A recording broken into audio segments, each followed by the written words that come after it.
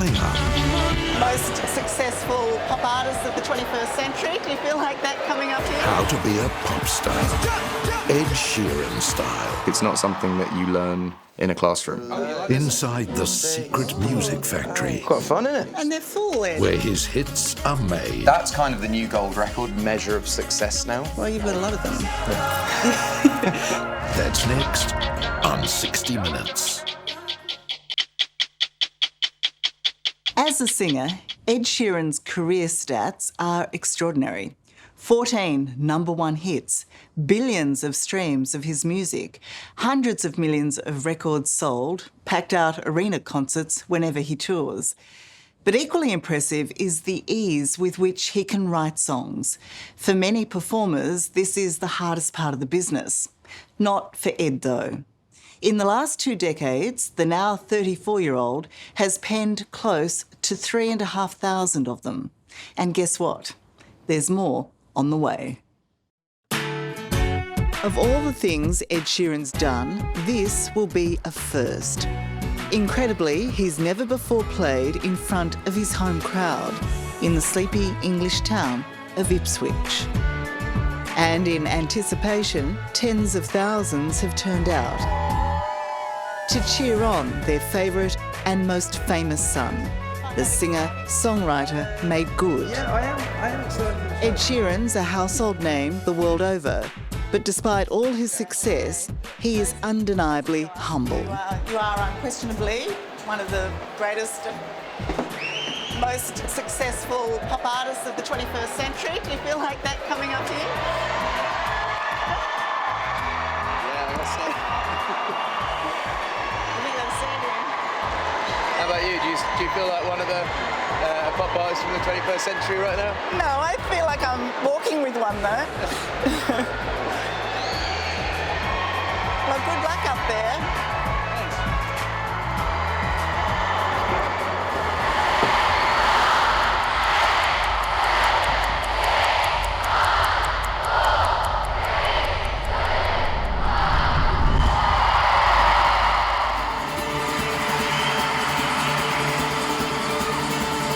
Everybody jump, here we go.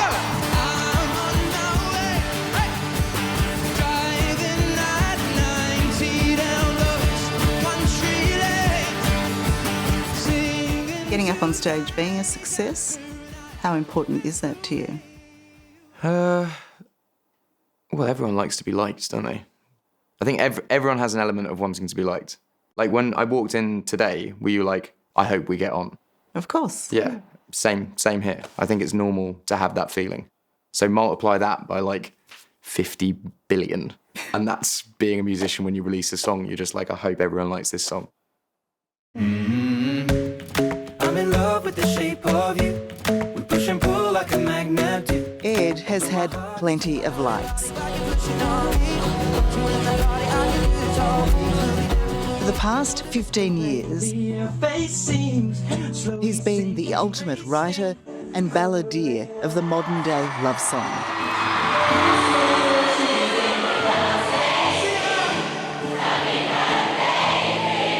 His statistics are stratospheric.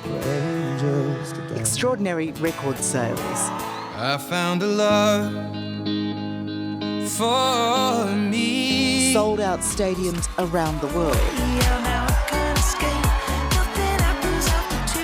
And in the digital age where streaming is everything, Ed's pop songs have crossed 1 billion streams on Spotify at least 13 times over. So what are we looking at here? These are Spotify plaques for billion streams. And Ed has invited me to his private recording studio, where he has the silverware to prove his superstardom. Can I just say, Ed, you just said 1 billion very quickly. Yeah. Does it still mean something to you? Yeah, absolutely. Yeah, that's kind of the new gold record, I think. Yeah. Yeah, that's kind of the measure of success now is the Spotify billion stream plaque. Well, you've got a lot of them. Yeah. So this is where the magic happens. This is where some magic has happened, yeah. Yeah. But most of the recent magic, yeah. Right, okay. Yeah. How often are you in the studio? Every day, Monday to Thursday. You make it sound like a job. It is a job. Like I'm not just at home on a sun lounger all day. I still go to work every day and, yeah. And a black tie. And some days he writes songs that are massive hits. We were singing to go away, girl. On other days, he creates songs he'll never let anyone hear. Ain't it strange? You just have to do it a lot and fail. And you just have to get over it and then just keep chasing the good ones. How definite are you that you have a good one when you've got a good one? It's the feeling you get. I think that there's no like better feeling. It's like way better than being on stage or like, do you know what I'd liken it to, speaking to footballers, is scoring a goal. It's you get this like rush of like endorphins and adrenaline, and it happens when you sort of hit on a song. It's like in the first 10 minutes of it, and you hit on it, and you kind of just feel like you don't want to mess the moment up, but also you want to finish the song, and it's an amazing feeling. Hands up, who's from local? As much loved as this prolific writer and singer is, Ed often fails to impress the critics. Do you secretly want the critics to love your work? Not really. I mean, I think I did at the beginning because, yeah, I think the success that I've had over the last 15 years has been so like people-driven rather than critics-driven that for me it doesn't really matter anymore. It's kind of like water off a duck's back. Everyone has their opinions. But you like being liked. We've established that. I like being liked, but if it's one person versus 90,000 people, I'm going to choose the 90,000 people.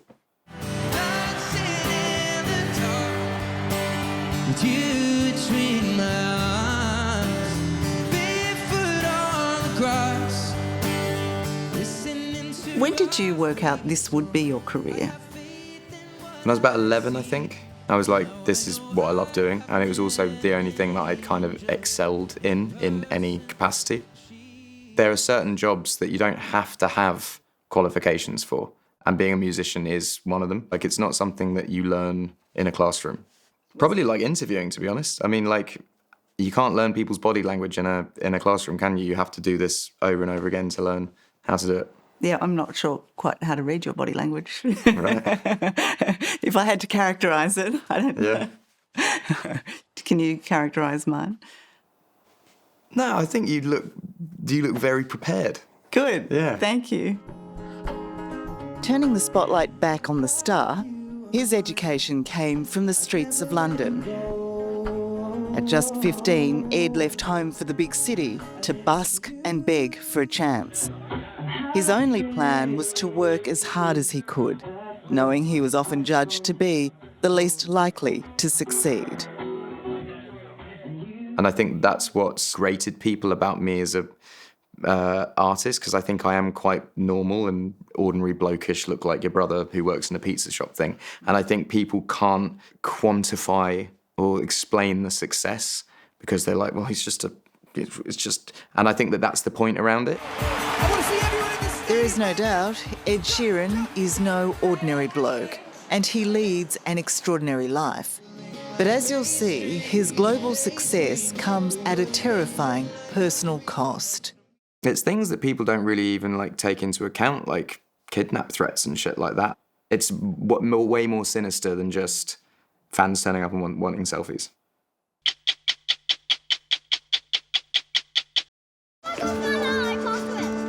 This is a rare, relaxed moment before the crowds arrive and the business of performing begins.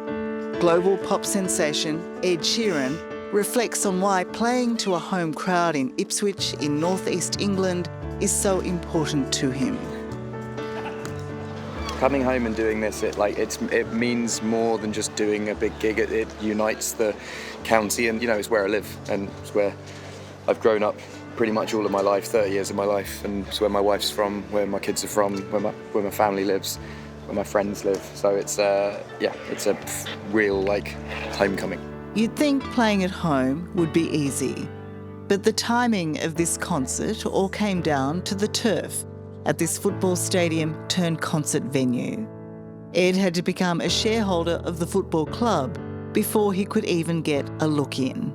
Now, you've always wanted to play here but not been able to book a spot, is that right? Yeah, do you know what it is? The football stadiums that get concerts are prepared for concerts. They can roll on Yes. the floor and roll off the floor, whereas Yeah. this is like old school turf. So, basically they're like, it will ruin the turf. And we found a window where they were redoing bits anyway. Right. So, I've actually spoken to the turf man about it and he's like, it's fine. But, Well, because now you're a part owner as well, aren't you? yeah, well, I think that also had something to do with it. Slowly sinking, wasting, crumbling like pastries. What makes Ed Sheeran unique is that with his shows, there are no dancers, no backup singers, not even a band. On stage, he is just one man with a guitar. Like start off the loop like that. And then loop it. Let's work it out.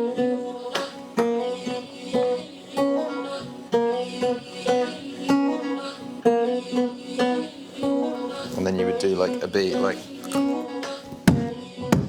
Backstage, just before his concert, in this locker room turned dressing room, Ed rehearses a new song and shows me how he builds his sound using complicated backing tracks he creates as he performs on stage.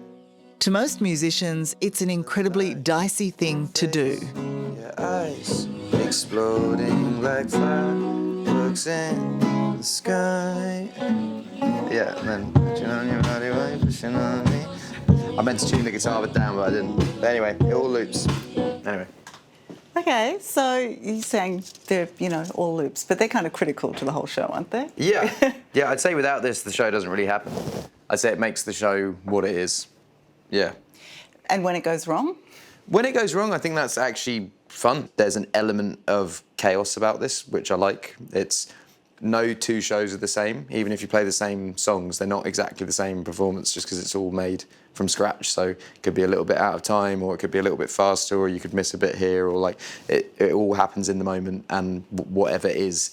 Cause we were just kids when we fell in love, not knowing Being prepared to make mistakes is perhaps a sign of maturity for the 34-year-old musician who is now married to high school flame, Cherry, and father of 2 young girls.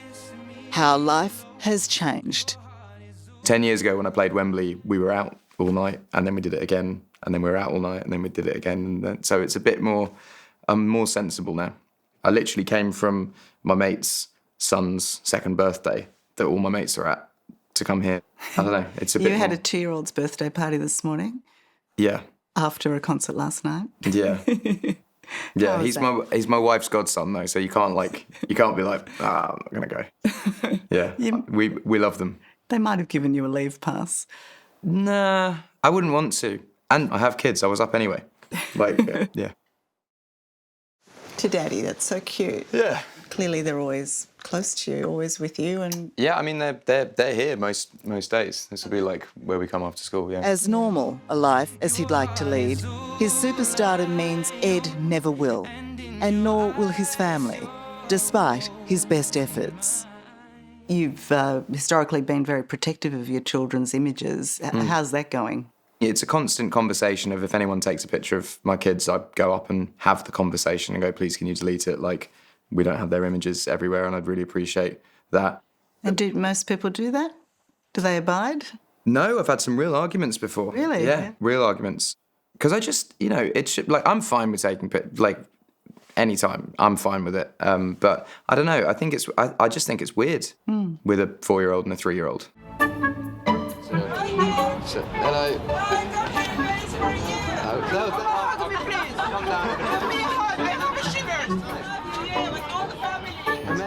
For you personally, would you give any of it back?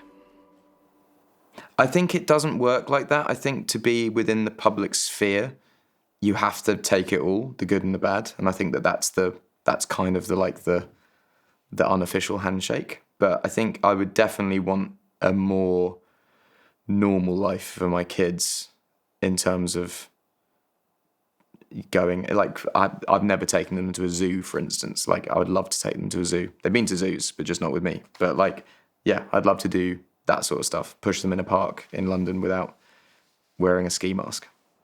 What would happen if you took them? It's not just about the images, I'm assuming. It's about the crowd, is it? No, It's kind of lots of things. I mean, it's things that people don't really even like take into account, like kidnap threats and shit like that. That we've had attempted break-ins and people coming with whatnot that are found in their car and stuff like that. Like it's way more sinister than just fans turning up and wanting selfies. So that must change you then, I mean, just how you view life, how you lead your life. Yeah, I mean, we have a level of security that just probably won't change until I pass away. Like it is, that's just our life now. As a 15-year-old heading to London on his own and with nowhere to live, security was the last thing on the young musician's mind. It didn't seem to worry his parents either. As a dad, could you imagine letting your 15, 16-year-old daughter go to London by herself and live it rough to pursue a career in music? I spoke to my mum about this the other day, and one, I don't think she knew half the shit I was doing, what parent does. And two, I think it's different with a son versus a daughter. I think the dangers are just different. So if you had a son, it'd be okay. Yeah. I couldn't say anything. What could I say? Well, you couldn't. Look at you. You're the role model. Yeah. You did it. But no, I think it's a bit different I think it would definitely be a conversation with my daughter of just like, maybe have a place to live, you know? None of Ed's fame and fortune would have been realised if he hadn't picked up a guitar in a government school. But here in the UK, music is being cancelled from the curriculum, which Ed warns will lead to the death of Britain's renowned music success. When you go into the middle of nowhere in a forest in Cambodia and you say the United Kingdom, they're not going, oh, great banking. Oh, it's great what you do with arms. We love that you build those bombs. They go, oh, the Beatles. And don't underestimate the importance of that. They might even go Ed Sheeran. But again, I came from a state-funded school. The Beatles came from a state-funded school. Harry Styles came from a state-funded school. Adele came from a state-funded school. You take away music from those schools, it disappears. I found my old phone today. Arguments that I tried. Music is clearly Ed Sheeran's lifeline. And he has a new album, Play, to be released in September, which he will tour in Australia from next January. Play reflects a new era of exploration of place and culture, with Ed travelling to India and even learning Punjabi. It's a celebration of having nothing left to prove, not driven so much by a need for supernova success, but stability and happiness. So yes, I want to still tour and have people come to the gigs. And yes, I still want to make records and write songs every day. And it's great coming into the studio and being creative. But there's just a new set of challenges that I want to explore now. And that is having a family and being a dad. And I'm in a great rhythm of studio in the week, in school hours, gigs at the weekend, and chilled. Hello, I'm Tara Brown. Thanks for watching 60 Minutes Australia. Subscribe to our channel now for brand new stories and exclusive clips every week.